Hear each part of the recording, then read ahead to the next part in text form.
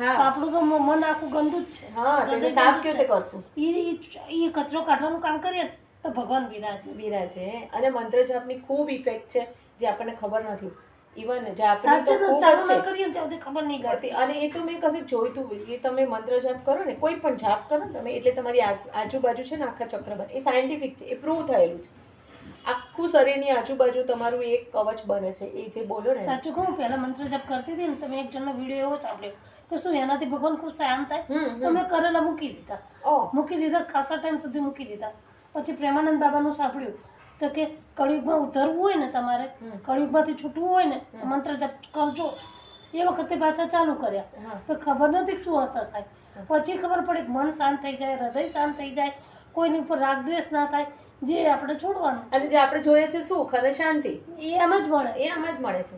કારણ કે આપણી આખી એનર્જી જ આપણી ચેન્જ કરી નાખીએ છીએ. અને ગમે એવું દુઃખ હોય ને એ વખતે દુઃખ લાગતું નથી. એ સમય નીકળી જાય છે આપણો, આરામથી નીકળી. એટલે મંત્ર જાપ તો બહુ જ સરસ વસ્તુ છે. પણ એ વખતે ખબર નહોતી કે આટલો બધો પ્રભાવ હોય. અનુભવ નથી કર્યો ને ત્યાં સુધી નહીં સમજાતું. ખરેખર નહીં સમજાતું.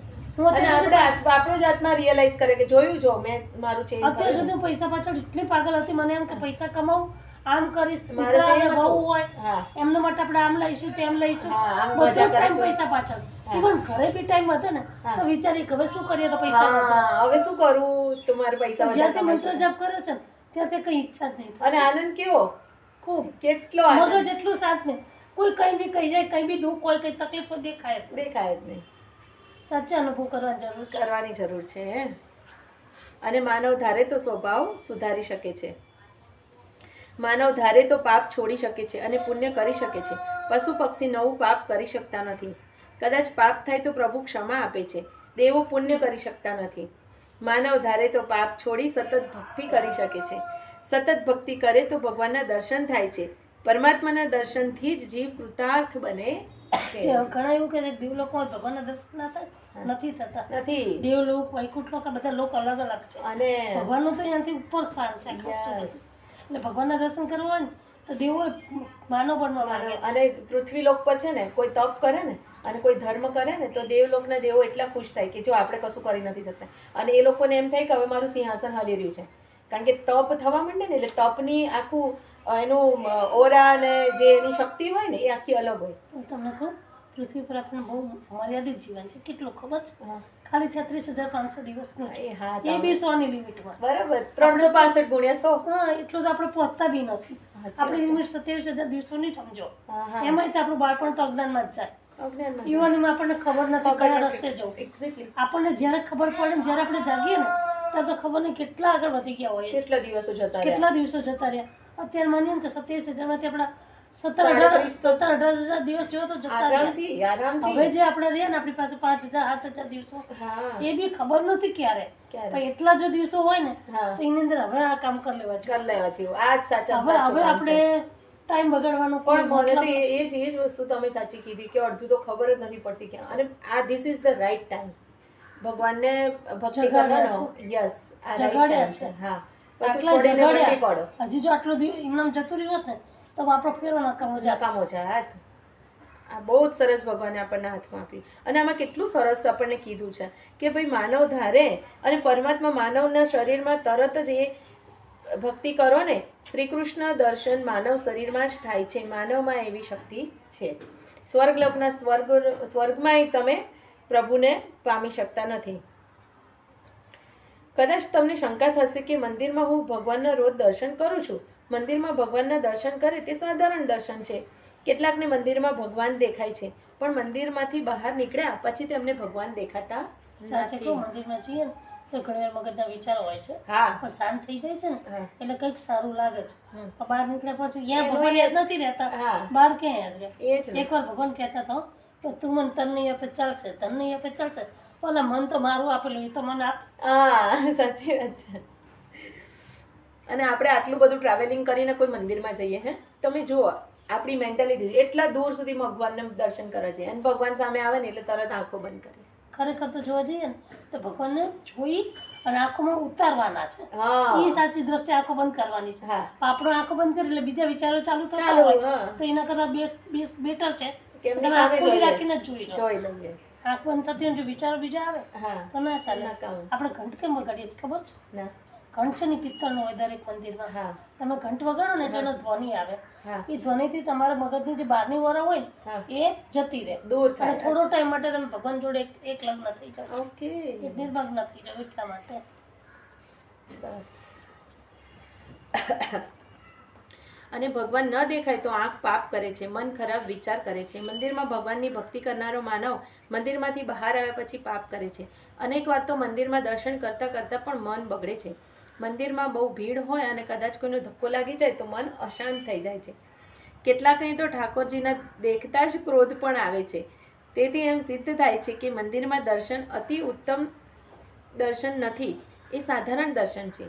સાધારણ દર્શનથી શાંતિ પણ સાધારણ જ મળે છે. થોડો વિચાર કરો, મંદિરમાં તમને શું દેખાય છે, ભગવાન કે મૂર્તિ?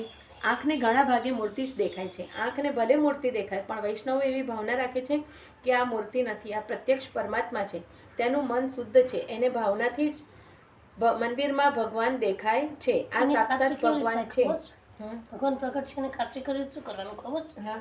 ભગવાનની આંખો આમ જોજો, ભગવાનના કમળને કોઈ એવું માને કે હું આ ભગવાનને માનું, હું આ ભગવાનને માનું.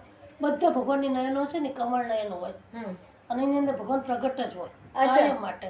કાયમ માટે પ્રગટ હોય. અને બીજું ભગવાનના ચરણો. ભગવાનના ચરણો તમે કોઈ પણ ભગવાનના જોજો, રાધાજીના જોવો, સ્વામિનારાયણ ભગવાનના જોવો, શિવજીના જોવો, એ ચરણોમાં ભગવાનનો વાસ હોય. એટલે મોટા ભાગે ચરણો છુપાઈને રાખે. કાં મોજડી પહેરે દે, કાં ત્યાં આગળ કાનો હોય ત્યાં પીતાંબર થોડું લાંબુ કરી દે, જેથી ચરણો કોઈ જોઈ ના જાય. એટલે ભગવાનના આંખોમાં, ભગવાનના ચરણોમાં અને ભગવાનના ભાલમાં બધી ભગવાનનો વાસ હોય છે. આ સાક્ષાત ભગવાન છે. વૈકુંઠના નારાયણને તે જ આ મંદિરમાં સિંહાસનમાં બિરાજેલા છે. હૃદયમાં ભાવ ન હોય તો મંદિરમાં પથ્થરની મૂર્તિ દેખાય છે. વૈષ્ણવો મંદિરમાં મૂર્તિના દર્શન કરતા નથી, પરમાત્માના દર્શન કરે છે. તમે ખૂબ પ્રેમથી પ્રભુના દર્શન કરો, પ્રભુના ઉપકાર માનીને થોડી સ્તુતિ કરો. સંકલ્પ કરો કે આજથી મેં પાપ છોડી દીધું, આજથી હું ભગવાનની કથા સાંભળવાનો છું, આજથી હું સત્કર્મ કરીશ, હવે હું ભગવાનનો થયો છું. મારા ભગવાનને ગમે તેવું જ બોલીશ, મારા પ્રભુને ગમે તે જ કામ કરીશ. માનવ પાપ છોડીને ભક્તિનો જ્યારે સંકલ્પ કરે છે ત્યારે ભગવાન ગાલમાં ધીરે ધીરે હસે છે. પ્રભુને આનંદ થાય છે કે આજે મારો દીકરો ડાયો થયો છે. પથ્થરની જળ મૂર્તિ કોઈ દિવસ હશે નહીં. તમારા હાથે કોઈ દિવસ પાપ થાય નહીં, અને પાપ થયા પછી તમે દર્શન કરો તો તમને એવો અનુભવ થશે કે આજે ભગવાન નારાજ થયા છે, આજે પ્રસન્ન દેખાતા નથી, આજે મને જોઈને હસતા નથી, ભગવાન નજર આપતા નથી, ટપકું આપે છે. મારો પટ્ટો પહેર્યો છે પણ હજુ પાપ છોડતો નથી. છોકરો ખરાબ પાકે તો બાપને સંકોચ થાય છે. આ જીવ ઈશ્વરનો પુત્ર છે. આ જીવ પાપ કરીને ભગવાનના દર્શન કરવા જાય છે ત્યારે તેને જોતા ભગવાનને સંકોચ થાય છે. ભગવાન ઠપકો આપે છે, આજે તારા સામું જોવાની મને ઈચ્છા થતી નથી. મારો દીકરો થઈને આવું પાપ કરે. પથ્થરની મૂર્તિ ઠપકો આપી શકે નહીં, પથ્થરની મૂર્તિ હશે નહીં. જેનું હૃદય શુદ્ધ છે, જેની આંખ પવિત્ર છે, જેના હૃદયમાં ભાવના છે, એને મંદિરમાં પરમાત્મા દેખાય છે. આંખને ભલે પથ્થરની મૂર્તિ દેખાય. વૈષ્ણવો ભાવનાથી ભગવાનના દર્શન કરે છે. રૂપિયા 100ની નોટ છે, નોટમાં એક પૈસોય દેખાતો નથી. આંખને તો કાગળ જ દેખાય છે. આંખને ભલે કાગળ દેખાય છે પણ બુદ્ધિ કહે છે આ કાગળ નથી, રૂપિયા છે. સ્વામી અમે ચેક નું કેવું, તમે ચેક આપો રૂપિયા દેખાય છે, બેંકમાં ગોટાવો તો પૈસા મળે. ભગવાન પ્રત્યક્ષ જ છે, ક્યારે ગયા નથી, ક્યારે જવાના બી નથી. ભગવાન અહીંયા જ છે. વૈષ્ણવો મૂર્તિના દર્શન કરતા નથી, ભાવનાથી પ્રત્યક્ષ પરમાત્મા નારાયણના દર્શન કરે છે. બજારમાં હોય ત્યારે ભલે એ મૂર્તિ હશે પણ મંદિરમાં બિરાજે ત્યારે તે સાક્ષાત ભગવાન સ્વરૂપ છે. લોઢાની તેરી અગ્નિમાં તપાવ્યા પછી એ લોઢું નથી, અગ્નિ છે. વેદ વિધિથી પ્રાણ પ્રતિષ્ઠા કરી પછી મૂર્તિ ન કહેવાય. પ્રાણ પ્રતિષ્ઠા કરે ભગવાનનો પ્રાણ અંદર ભગવાન આવે છે. અને આપણે જે રામ મંદિર બન્યું ત્યાં તો ડોક્ટર રીતસર પેલું જોઈને તપાસ છે, ભગવાન હૃદય ધડકે છે. ત્યાં જગન્નાથ એ આખું તો કેટલું જોરદાર હતું ને. જગન્નાથપુરીમાં નથી, એ બી છે જગન્નાથપુરીમાં ભગવાન હૃદય જ ધડકે છે. ભગવાન તો બધે છે, આપણને સમજતા નહીં આવડતું. યસ, વેદ વિધિથી પ્રાણ પ્રતિષ્ઠા કરી એ મૂર્તિ ન કહેવાય, એ સાક્ષાત પરમાત્માનું સ્વરૂપ છે. ભાવનાથી ભગવાન મંદિરમાં બિરાજેલા દેખાય છે. ભાવના ન હોય તો પથ્થરની મૂર્તિ દેખાય છે. જેમ મંદિરમાં ભાવનાથી ભગવાનના દર્શન કરો છો તેમ પ્રત્યેક માનવ શરીરમાં પણ ભગવાનના દર્શન